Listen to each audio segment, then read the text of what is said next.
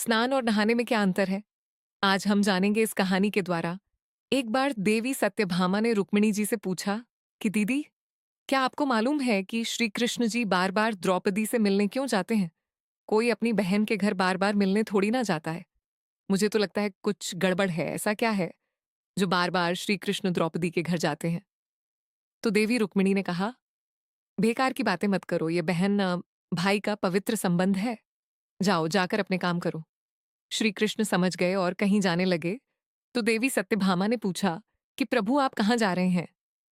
तब श्री कृष्ण जी ने कहा कि मैं द्रौपदी के घर जा रहा हूं।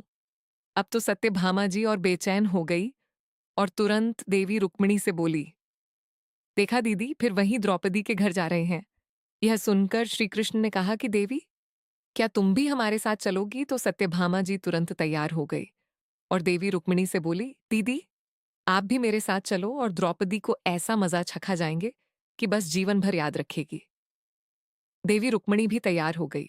दोनों रानियां द्रौपदी के घर पहुंची तो देखा कि द्रौपदी अपने केस संवार रही थी। जब द्रौप केस संवार रही थी तो श्री कृष्ण ने पूछा, द्रौपदी क्या कर रही हो? तो द्रौपदी बोली, भैया केस संवार के अभी आई। तो श्री कृष्ण जी बोले, तुम क्यों केस संवार रही हो?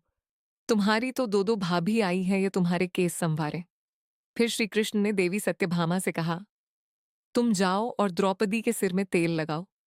और देवी रुक्मिणी, तुम जाकर द्रौपदी की छोटी करो। सत्यभामा जी ने रुक्मिणी जी से कहा, बड़ा अच्छा मौका मिला है। ऐसा तेल लगाऊंगी कि इसकी खोपड़ी के एक एक बाल को तोड़ के रख दूंगी।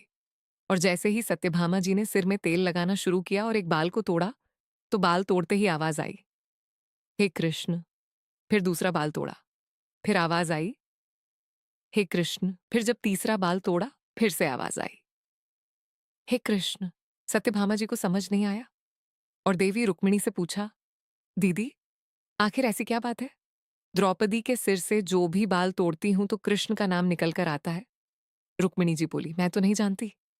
पीछे से श्री कृष्ण जी बोले, देवी सत्यभामा, तुम देवी रुक्मिणी से पूछ रही थी कि मैं दौड़ दौड़ कर इस द्रौपदी के घर क्यों जाता हूं?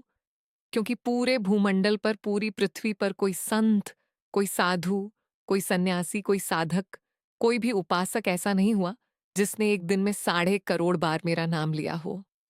ये केवल ऐसी है जो एक दिन में 1.5 करोड़ बार मेरा नाम लेती है। ये प्रतिदिन स्नान करती है और हर बार स्नान के साथ मेरा नाम लेती है।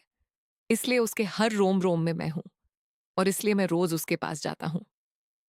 इसे कहते हैं स्नान, जो देवी द्रौपदी प्रतिदिन किया करती थी। हम जो रोज साबुन, शैम्पू और तेल लगाकर अपने तन को स्वच्छ करते हैं, इसको केवल नहाना कहा गया है। स्नान का मतलब है हमारे शरीर में 1.5 करोड़ रोम छिद्र है।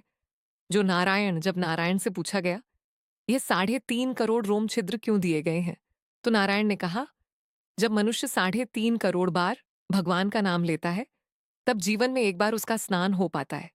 इसे कहते हैं स्नान, जो केवल द्रौपदी जी ने किया है।